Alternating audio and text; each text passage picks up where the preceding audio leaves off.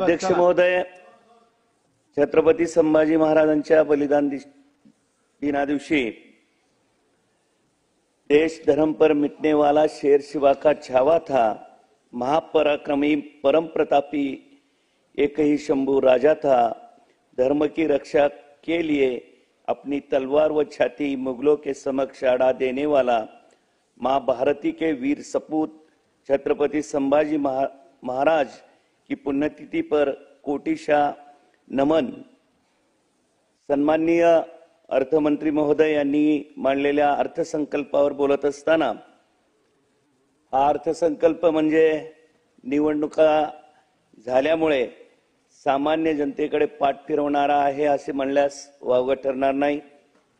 महिला सबलीकरण, प्राथमिक माध्यमिक शिक्षण, औद्योगिक विकास, कृषी संलग्न उद्योग, बेरोजगार युवक, मध्यमवर्गीय जनता यांना समाधानकारक दिलासा दिलेला नाही। या उलट सरकारने निवडणुकीच्या तोंडावर दिलेली आश्वासने न पाळता जनतेची फसवणूक केल्याची दिसत आहे। राज्याचा आर्थिक कणा असणारा शेतकरी, असंघटित क्षेत्रातील कामगार व इतर लोकांसाठी देखील कसलीही भरीव तरतूद नसल्याचं यातून दिसून येत आहे। विधानसभा निवडणुकीच्या तोंडावर शेतकऱ्यांना कर्जमाफी, नमो शेतकरी सन्मान योजनेतून 3000 रुपयांची वाढ, 20% पर्यंत भावांतर योजना, खतावरील राज्य वस्तू सेवा कर परतावा अनुदान आदी योजनांची आश्वासने हवेत विरल्याची दिसत आहेत।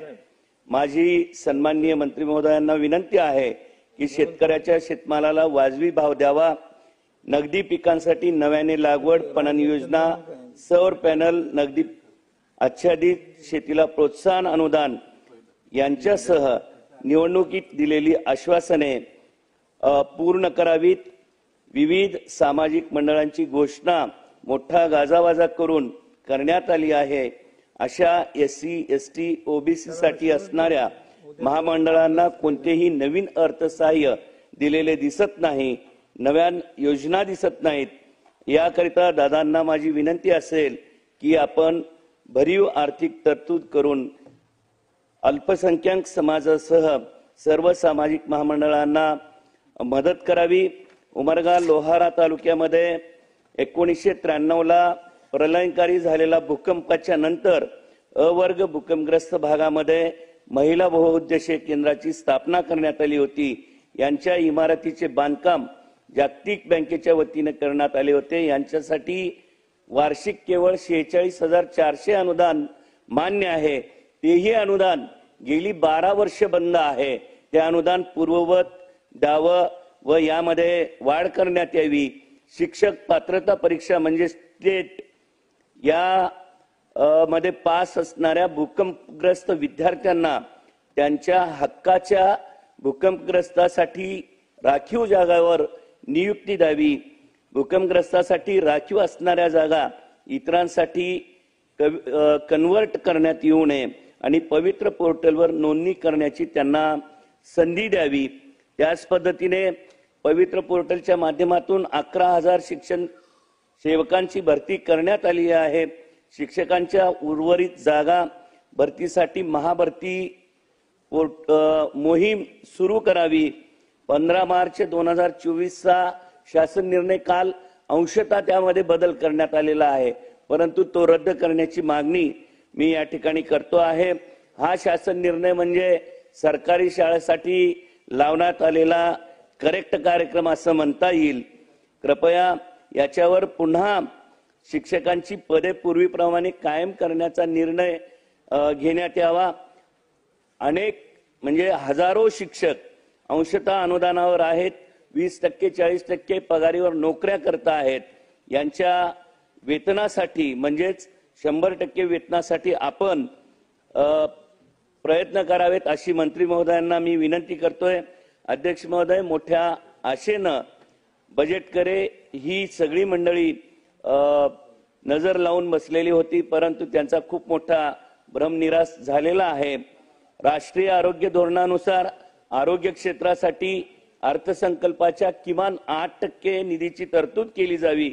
आपल्या राज्यात ती जेमतेम 3.59 इतकी करण्यात आलेली आहे। आरोग्य सेवांवर प्रति व्यक्ती फक्त 1800 रुपये शासन खर्च करण्याची योजना यामध्ये आखलेली दिसते। ती किमान 4000 असायला हवी। गेल्या वर्षी शिक्षण क्षेत्रासाठी 16.5 इतकी तरतूद होती। त्यात वाढ करणे किंवा हवी आहे तितकी ठेवणे आवश्यक होते, परंतु याच्यात 2.57 इतकी कपात करून केवळ 13.92 इतकी तरतूद करण्यात आलेली आहे। राज्यातील जिल्हा परिषदांच्या शाळा सक्षम करण्यासाठी ही निधी वाढवणे अतिशय आवश्यक आहे। त्याच पद्धतीने उमरगा लोहारा तालुक्यातून जाणारा राष्ट्रीय महामार्ग क्रमांक 548 म्हणजे उमरगा औसा हा फक्त 10 मीटर रुंदीचा दुहेरी राष्ट्रीय महामार्ग आहे। याचे काम संपून 5 वर्ष पूर्ण झाली आहेत। या 5 वर्षात वेग नियंत्रणाच्या कोणत्याही उपाययोजना नसल्याने हजारो वाहनांचे अपघात होऊन अनेक जण मृत्युमुखी पडलेले आहेत। हजारांना कायम अपंगत्व आलेला आहे। यावर योग्य उपाययोजना केल्या जाव्यात। यात सर्वात महत्त्वाचा भाग म्हणजे या महामार्गाची रुंदी वाढवून 13 मीटर रुंदीचा करावा व या महामार्गाचे 4 पदरीमध्ये रूपांतरण करावे। उमरगा लोहारा तालुक्यातील अनेक प्रस्तावित शासकीय इमारतीचं बांधकाम या ठिकाणी आवश्यक आहे। त्यासाठी आपण भरीव तरतूद करावी। सिंचन योजनेमध्ये कोळसूर ते आष्टा या ठिकाणी एक नाला खूप वर्षापूर्वी खोदलेला आहे। त्यासाठी पाईपलाईनची योजना करावी।